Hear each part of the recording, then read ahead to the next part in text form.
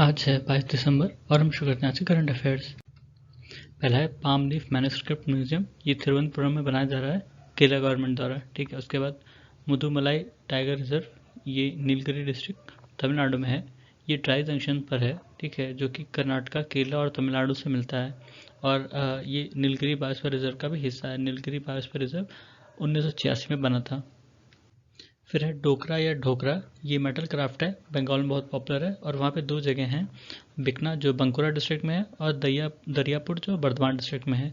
ये फेमस हैं इस मेटल क्राफ्ट के लिए और ये काफ़ी पुरानी मेटल क्राफ्ट है। करीब इसकी अगर डॉक्यूमेंट्री हिस्ट्री देखी जाए तो ये 5000 साल पुरानी मानी जाती है। और इसमें लॉस्ट वैक्स टैक्टिक मेथड जो है वो यूज़ होता है फिगरीन्स को बनाने के लिए। और इसमें काफ़ी टाइम लगता है, ये करीब 1 महीने में एक फिगरीन ही बन पाती है। ठीक है, और इसमें 7 से 8 वैरायटी की क्ले लगती हैं। एक कम्युनिटी है लोढ़ा ट्राइब, जो इसको बनाती थी पहले, अभी भी बनाती हैं। ठीक है, जिनको आउटलॉ कर दिया गया था ब्रिटिश द्वारा। वो यहीं लाल बाज़ार में रहते हैं। लाल बाज़ार इस समय वहाँ पे फेमस है, जो कि झारखंड के पास है, मतलब वेस्ट बंगाल में है पर झारखंड से सटा हुआ है काफ़ी। ठीक है, फिर है committee on content regulation in government advertising. ये 3 मेंबर बॉडी है जिसको union ministry of information and broadcasting ने बनाया था 2016 में। एक केस हुआ था common cause versus union of India 2015 में, जिसमें निर्णय आया था, सुप्रीम कोर्ट ने कहा था कि एक ऐसी बॉडी होनी चाहिए जो एडवर्टीजमेंट को रेगुलेट करे। ठीक है, जो एडवर्टाइजिंग पावर है गवर्नमेंट्स की। तो इसके लिए सेंटर और स्टेट अपने लिए बना सकते हैं। सेंटर ने बनाया था, स्टेट को भी ये आदेश था कि वो बनाए। कुछ स्टेट ने बनाया, कुछ ने कहा कि जो सेंटर की अथॉरिटी है वो उनको रेगुलेट करेगी। ठीक है, तो इसमें कुछ गाइडलाइंस भी जारी की थी सुप्रीम कोर्ट ने। और उसमें कहा था कि जैसे जो मतलब एडवर्टीजमेंट होना चाहिए वो पॉलिटिकली न्यूट्रल होना चाहिए और किसी भी पॉलिटिकल पर्सनालिटी का इसमें ग्लोरिफिकेशन नहीं होना चाहिए। और कोई ऐसा इंप्रेशन ना जाए कि ये किसी जो पार्टी इन पावर है उसको फेवर कर रही है, या जो इनके इस गवर्नमेंट के क्रिटिकल हैं उनके लिए ये नेगेटिव इंप्रेशन दे रही है। और किसी भी जो मीडिया हाउसेस हैं उनको पैट्रोनाइज ना करे ये एडवर्टीजमेंट के थ्रू कोई भी पार्टी या गवर्नमेंट। फिर है द अर्बन 20 समिट, ये सिटी डिप्लोमेसी इनिशिएटिव है जो 2017 में वन प्लानट समिट पेरिस में हुआ था, उस टाइम पर लॉन्च की गई थी।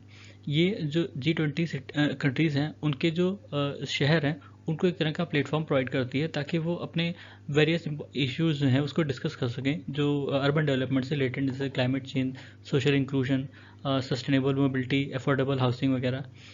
C40 सिटीज़ और United cities and local government, ये दो संस्थाएं हैं जो इसको कन्वीन कराती हैं। 2023 में जो U20 2023 साइकिल है ये अहमदाबाद में होगा, अहमदाबाद उसको चेयर करेगा। ठीक है, और इसमें कई सारे इश्यूज़ वही डेवलपमेंट और क्लाइमेट चेंज के डिस्कस किए जाएंगे। फिर है इकोनारियो, ये एक तरह का डाटा ड्रिवन प्लांट है जिसको इंस्टॉल किया है ब्रिस्कर ने, जो अभी यूनाइटेड नेशन की बायोडायवर्सिटी कॉन्फ्रेंस हो रही थी मॉन्ट्रियल में, वहाँ पर। ये मतलब जो कंट्रीज़ हैं उनकी कमिटमेंट पर डिपेंड करेगा, पॉलिसी और कमिटमेंट पर, ये कि ये फ्लॉरिश करता है या डिप्लीट करता है। ठीक है, और इसमें जो डाटा आएगा वो बायोडायवर्सिटी इंटैक्टनेस इंडेक्स से आएगा। बायोडायवर्सिटी इंटैक्टनेस इंडेक्स जो है वो एक तरह का जो ह्यूमन रिस्पांस के कारण जो भी इकोलॉजिकल कम्युनिटीज़ में जो चेंज आते हैं उसको समराइज़ करता है। इसमें ये देखा जाता है कि जो स्पेशीज़ हैं उनका ओरिजिनल नंबर कितना है अभी ह्यूमन रिस्पांस के कारण, मतलब जब जो भी ह्यूमन एक्शंस होते हैं उनके कारण कितना इम्पैक्ट हुआ है। इसका इस्तेमाल ही किया जाएगा जो 30x30 कमिटमेंट है 2030 तक, 30% लैंड वाटर और जो हमारे एनवायरनमेंट बचाना है। फिर है समुद्रयान मिशन। समुद्रयान मिशन का उद्देश्य है कि 3 लोगों को 6000 मीटर गहराई तक भेजा जाएगा समुद्र में। ठीक है, एक व्हीकल का इस्तेमाल करके जिसका नाम है मस्ट 6000। ठीक है, इसमें ये व्हीकल जो है डेवलप किया जाएगा, सेल्फ प्रोपेल्ड मैन सबमर्सिबल एक मशीन होगी जिसमें कई तरह के सेंसर्स वगैरह भी होंगे ताकि वहाँ पे डीप सी एक्सप्लोरेशन किया जा सके। इसको national institute of ocean technology जो चेन्नई में है वो बनाएगी इस व्हीकल को। ठीक है, ये इंस्टीट्यूट जो है वो मिनिस्ट्री ऑफ अर्थ साइंसेज के अंडर में आता है। इंडिया ऐसा ये करने वाला मतलब उन एलीट क्लब में शामिल हो गया जिसमें US, रशिया, जापान, फ्रांस और चाइना है। ठीक है, ये जो समुद्रयान था ये 2021 में लॉन्च किया गया था अक्टूबर में। फिर है सामर्थ्य स्कीम, सेंट्रल गवर्नमेंट की स्कीम है जिसमें बताया गया कि 13,000 से ज़्यादा आर्टिसन जो है वो ज्वाइन कर चुके हैं या ट्रेंड हो चुके हैं पिछले 3 सालों में। इसका पूरा नाम है scheme for capability building in textile sector, जिसको सामर्थ्य कहा गया। इसका उद्देश्य है कि जो वैल्यू चेन है टेक्सटाइल में उसको बढ़ावा मिले, खासकर जो ऑर्गेनाइज सेक्टर हैं, ठीक है। ये एक demand driven placement oriented national skill qualification framework provide करती है, जिसमें उनको इंसेंटिव और सप्लीमेंट मिल सके ताकि जॉब क्रिएट हो इस टेक्सटाइल सेक्टर में। उसके बाद वैनू बप्पू ऑब्जर्वेटरी चावड़ी हिल्स तमिलनाडु में है, 1972 में इंस्टॉल की गई थी।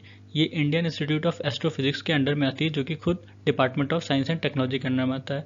इंडिया में और भी ऐसी कई सारी ऑब्जर्वेटरीज हैं, जैसे सोलर ऑब्जर्वेटरी, ये कोदाई कोनल तमिलनाडु में है। इंडियन एस्ट्रोनॉमिकल ऑब्जर्वेटरी ये हानले लद्दाख में है। उदयपुर सोलर ऑब्जर्वेटरी ये उदयपुर राजस्थान में है। और गैरी बिदनूर रेडियो ऑब्जर्वेटरी ये बेंगलुरु कर्नाटक में। फिर हैं जेल बोर्ड्स। जेल बोर्ड्स जो हैं वो जिलेटिन से बनाए जाते हैं, 3D प्रिंटिंग के द्वारा बनाए जा सकते हैं, ठीक है। अभी जो जेल बोर्ड्स बनाए गए हैं वो वॉर्म लाइक हैं, मतलब वो क्रॉल कर सकते हैं, और वो जहाँ टेम्परेचर की बात आएगी वहाँ पर ये एज अ सॉफ्ट रोबोटिक में बहुत अच्छे साबित होंगे, ठीक है। ये वाटर बेस्ड जेल जो जेली जैसे होते हैं, ठीक है, वैसे वैसे होते हैं, ठीक है। और ये सॉफ्ट रोबोटिक में बहुत काम आ सकते हैं। और ये सॉफ्ट रोबोटिक का मतलब होता है जहाँ पर ऑर्गेनिक और नॉन मेटेलिक मटेरियल का इस्तेमाल किया जाता है, ठीक है।